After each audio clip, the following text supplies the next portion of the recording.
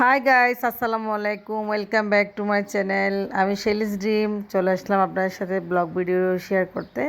তো এই সকালে ঘুম থেকে উঠে আলু এবং ডিম সিদ্ধ করতে দিয়েছি, কারণ আমরা রুটি দিয়ে খাই। আর যদি ভিডিওটা আজকে ভালো লাগে অবশ্যই চ্যানেলটি সাবস্ক্রাইব করে পাশে থাকবেন, আর পাশে থাকা বেল আইকনটি প্রেস করে রাখবেন, যাতে পরবর্তী আপনাদের ভিডিও খুব দ্রুত চলে যায় আপনাদের কাছে আমার ভিডিও। তো অবশ্যই আপনারা দেখতে দেখতে একটা লাইক করে দিবেন আর চ্যানেলটি সাবস্ক্রাইব করে পাশে থাকবেন। তো সকালে ঘুম থেকে উঠে আলু এবং ডিম রান্না করব সেটাই ভেবেছি, কারণ সকালে রুটি পরোটা দিয়ে আলু এবং ডিম বাচ্চারা খুব বেশি পছন্দ করে। সে সাথে আমার হাজব্যান্ডও লাঞ্চ নিয়ে যাবে দুপুরে, আর গত রাতের তরকারি ছিল, সেজন্য ওকে একটু ফ্রেশ বা ডিম আলু রান্না করে দিয়েছি। তো ডিম আলুগুলো সিদ্ধ হয়ে গেছে খুব সুন্দর করে, দেখেন আমি পানি জড়িয়ে রাখবো এবং এগুলো ছিলে নেব। তো ডিম আলুর ঝোল দিয়ে রুটি পরোটা আসলে খুব বেশি ভালো লাগে, বাচ্চারা খুব বেশি পছন্দ করে, আমরাও খাই। তো বিশেষ করে সকালবেলা আসলে নাস্তা একটু ভালো করে খেতে হয়, সেজন্য তো আমরা ডিম আলু দিয়ে রুটি পরোটা সব কিছু খাই সকালে। তো দেখেন ডিম এবং আলু চিলে নিয়েছি খুব সুন্দর করে। এরপর যে আমি মশলা কষিয়ে নিচ্ছি, কারণ মশলা কষানো হলে এখানে আদা দিয়েছি কুচি করে, আর রসুন, পেঁয়াজের পেস্ট, হলুদ, মশলা, হালকা একটু মরিচের গুঁড়ো দিয়ে মশলাটা কষিয়ে আমি ডিম আলুটা রান্না করব, আর লবণ দিয়েছি। এভাবে ডিম আলু রান্না করলে আসলে খুব বেশি ভালো লাগে, খেতেও ভালো লাগে। ডিম আলুর ঝোল আসলে কে না পছন্দ করে, যা হোক। এরপর যে আলু ডিমগুলাই ভালোভাবে মশলার উপর দিয়েছি, মশলাগুলো কষানো হয়ে গেছে।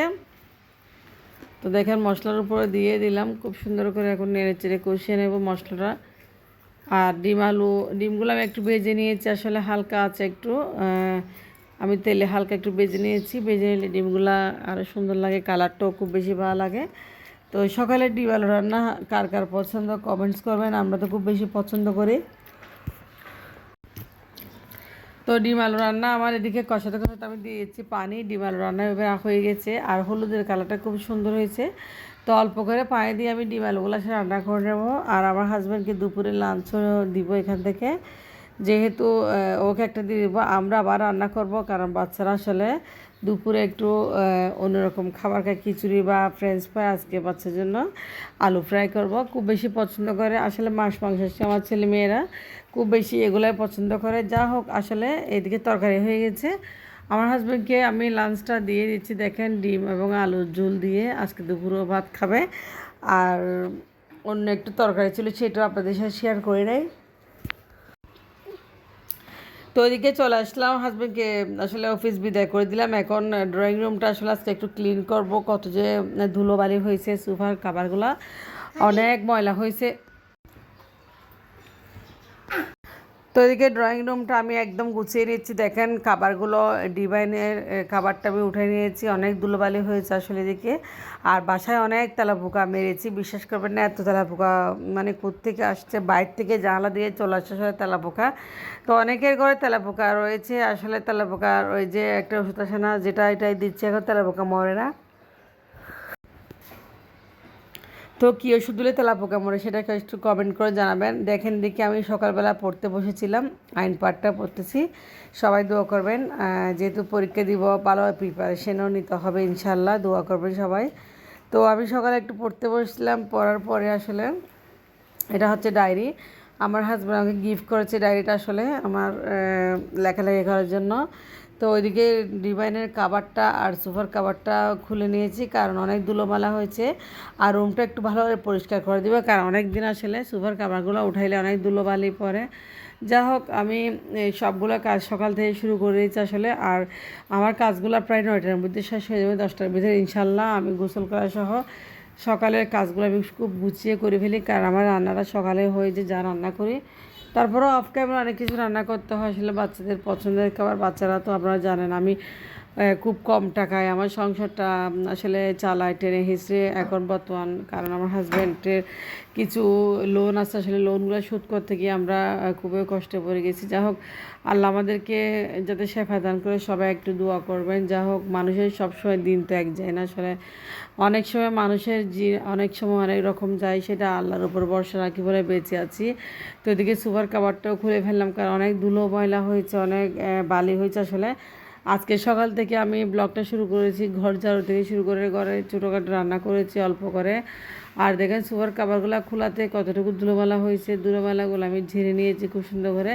ঝাড়ার পরে আসলে রুমের মধ্যে সব ধুলোবালি পড়ছে, এই জন্য রুমটা একটু ভালোভাবে আমি ঝাড়ু দিয়ে নিচ্ছি। দেখেন কতগুলো যে ময়লা, সোফার নিচে দেখেন কত সুন্দর আমি পরিষ্কার রাখি, একদম মুছে টুচে অনেক পরিষ্কার রাখি, শুধুমাত্র কোনো তেলাপোকা বা জীবাণুনাশক না যাতে না আসে।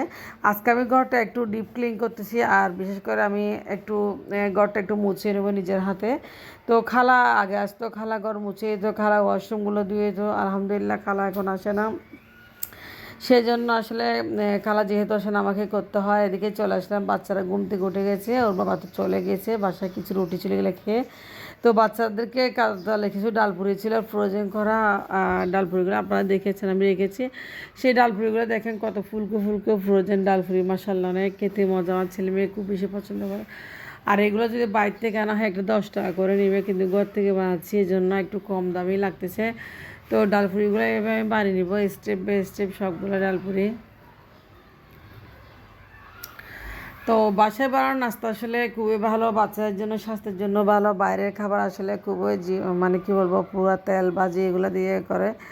তো এই জন্য আমার বাচ্চার জন্য আজকে আমি ফুলকো ফুলকো দেখেন একদম ফুলকো ফুলকো ডালপুরিগুলো আসলে খুব মজা, বাসায় বানালে বিশেষ করে অনেক টেস্ট হয়। তো বাইরে আসলে পুরা তেল দিয়ে ভাজে গ্যাস্ট্রিক হয়ে যায় আমার ছেলে মেয়ে, না হলে মাসাল্লাহ অনেক কিছু বানায় বাচ্চারা খায়। তো দেখেন সবগুলো ডালপুরি আমি একদম বানিয়ে নিয়েছি, একদম 5টা ডালপুরি বানিয়েছি। আমি খাবো রুটি, আসলে বাচ্চাদেরকে ডালপুরি আমি একটাই খাবো। তো ডালপুরিগুলো কত সুন্দর হয়েছে, একদম দোকানের চেয়ে সুন্দর হয়েছে মাশাআল্লাহ, অনেক ক্রিসপি হয়েছে। তো দেখেন আমি ডালপুরি এখন নিজে খেয়ে নেবো, এখন আমার ছেলে মেয়েদেরকে সার্ভ করে দেবো। টেবিলে চলে আসলাম চা নিয়ে। তো আজকে চা দিয়ে ডালপুরি চলতেছে, আসলে সবাই পছন্দ করে, বিশেষ করে সকাল বিকেল 2 টাইমে ডালপুরি খাওয়া যায়। তো যেহেতু অনেকটা লেট হয়ে গেছে আসলে, প্রায় এখন কী বলবো 10টা সাড়ে 10টা প্রায় 11টা বেজে গেছে, ডালপুরিটা বেজে দিলাম, না হয় রুটি দিতাম বাচ্চাদেরকে। আর আমার ছেলে পরোটা, তেলের পরোটা ছাড়া কিছুই বোঝে না আসলে। তো পেটের ব্যথা থেকে শুরু করে পেটের গ্যাস্ট্রিক সব সমস্যা হয় তেলের পরোটা খেলে। তো বাচ্চা মানুষ দেখেন আমি খেয়ে নিচ্ছি একদম ডালপুরিটা, খুব মজা লাগতেছে। তো আমার বাচ্চাদেরকে সার্ভ করে দিলাম, ওদেরকেও দিলাম। তো দেখেন এদিকে আমার ডালপুরি খাওয়া হয়ে আছে, একদম চায়ের সাথে খুব মজা করে খাচ্ছে আমি, আসলে খুব বেশি ভালো লাগতেছে।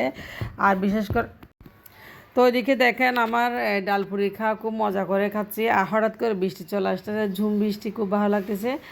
আর আমার ছেলে স্কুলে যাওয়ার টাইম হয়েছে, আলহামদুলিল্লাহ বৃষ্টি কমেই যাবে, তো খুব বেশি ভালো লাগতেছে বৃষ্টিটা, আসলে খুবই মজা লাগতেছে। আমার মেয়েও দেখতেছে বৃষ্টি।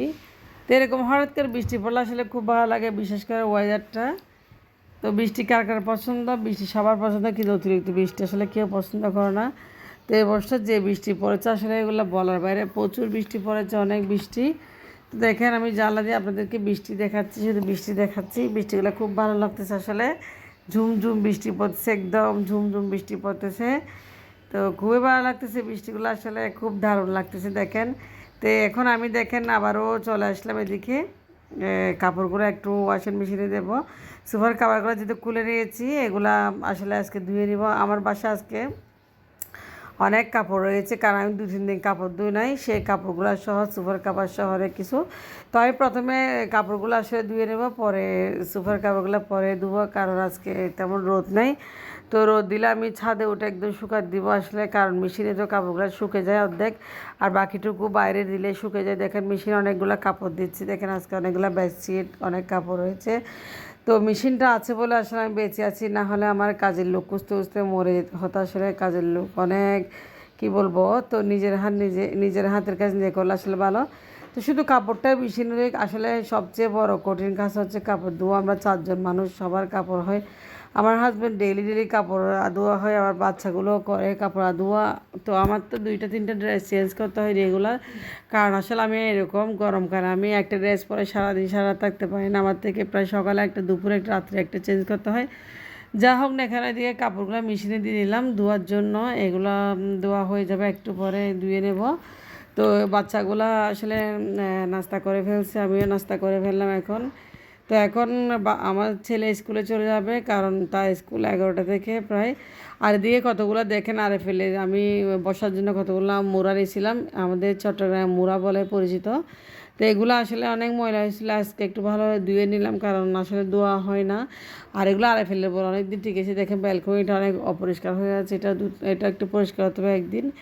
যা হোক, এগুলো একটু আসলে শুকাতে দিলাম। তো আজকের ভিডিও একটু পর্যন্ত, আল্লাহ।